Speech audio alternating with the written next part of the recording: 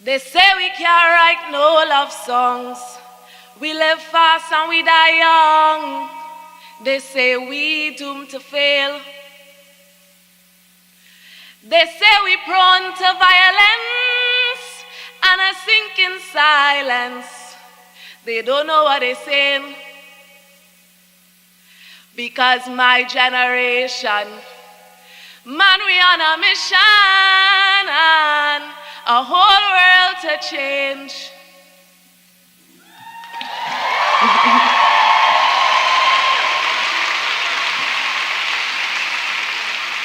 Thank you. Greetings, class of 2017. Dean Stephanie Browner, faculty, staff, parents, family, and friends. It is an honor to address you at the Eugene College 2017 graduation. I'd like to begin by acknowledging that we are situated on occupied territory of the Lenape on the island of Manhattan.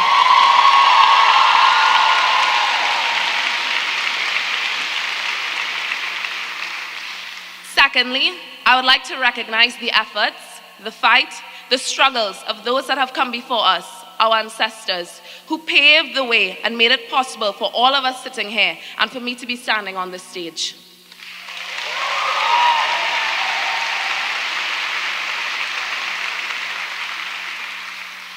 I was born in California, but spent my formative years abroad in Jamaica and Trinidad.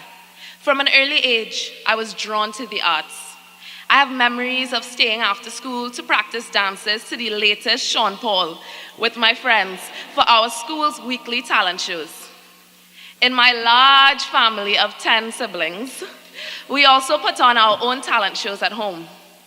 Along with my upbringing, these early experiences shaped my passion for dance and theater and gave me empathy, a desire to help others and take action when needed. I'd like to take a moment to thank my family, as well as all of the families here today supporting our graduating class.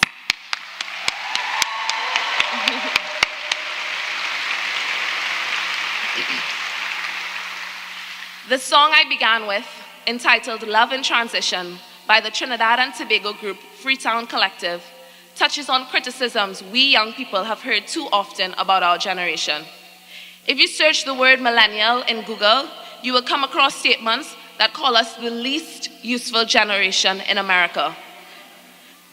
Lazy, passive, and self-absorbed.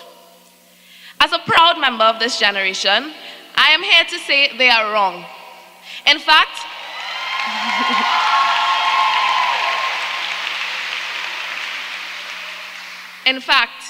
sitting in front of me today are hundreds of graduating students from a certain liberal arts college who prove these sentiments wrong. And for that, we graduates deserve a huge round of applause.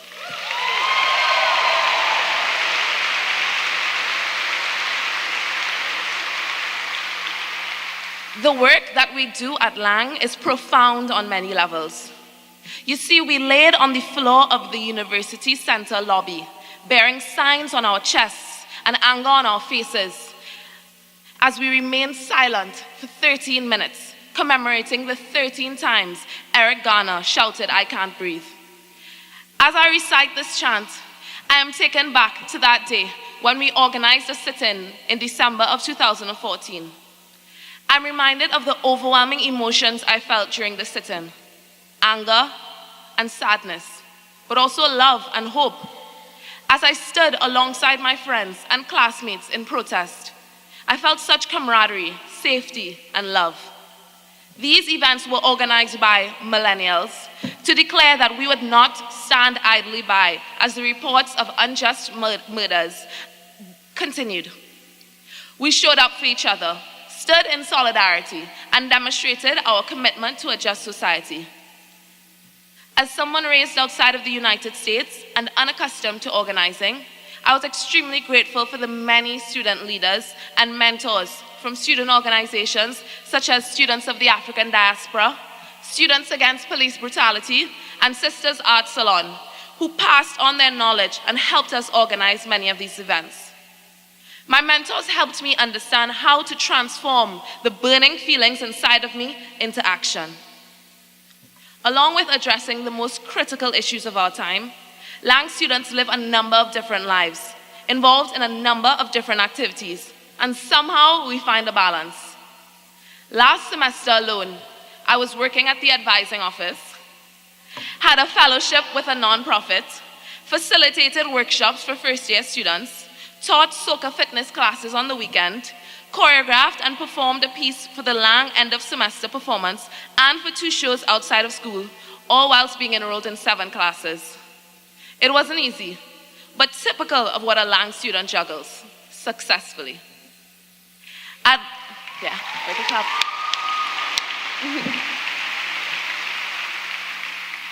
Lang, our work in the classroom is always in continuous conversation with our work outside of the classroom. Here, I must acknowledge our dedicated faculty for their willingness to support our projects and the great lengths they take to provide safe spaces for students while engaging in difficult conversations.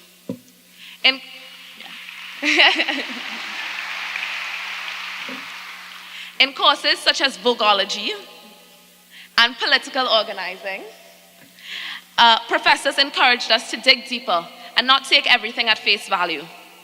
Thought-provoking questions arose out of discussions such as, why do you believe what you believe? What are we not considering? How can you position yourself in the work we are studying?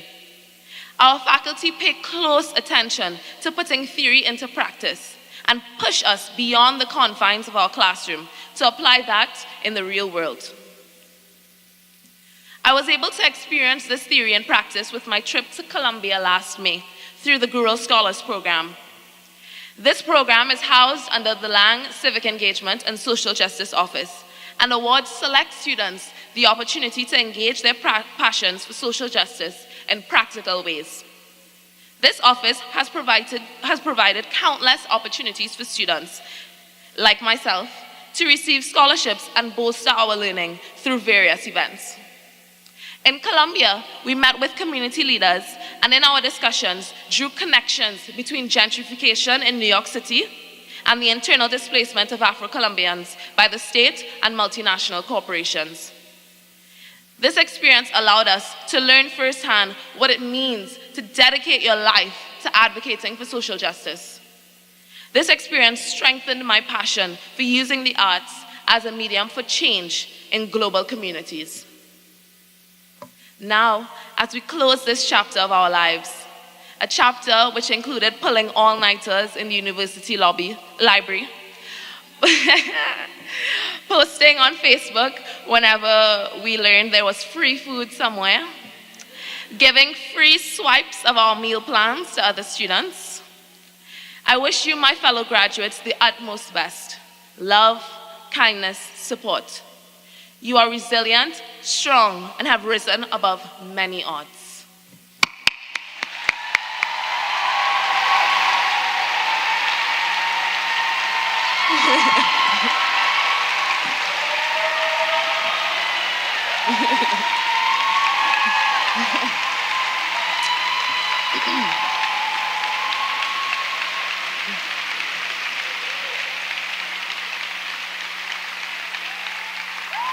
My friends, congratulations. And in the words of a fellow millennial, Malala Yousafzai, if we want to achieve our goals, then let us empower ourselves with the weapon of knowledge, and let us shield ourselves with unity and togetherness. Thank you.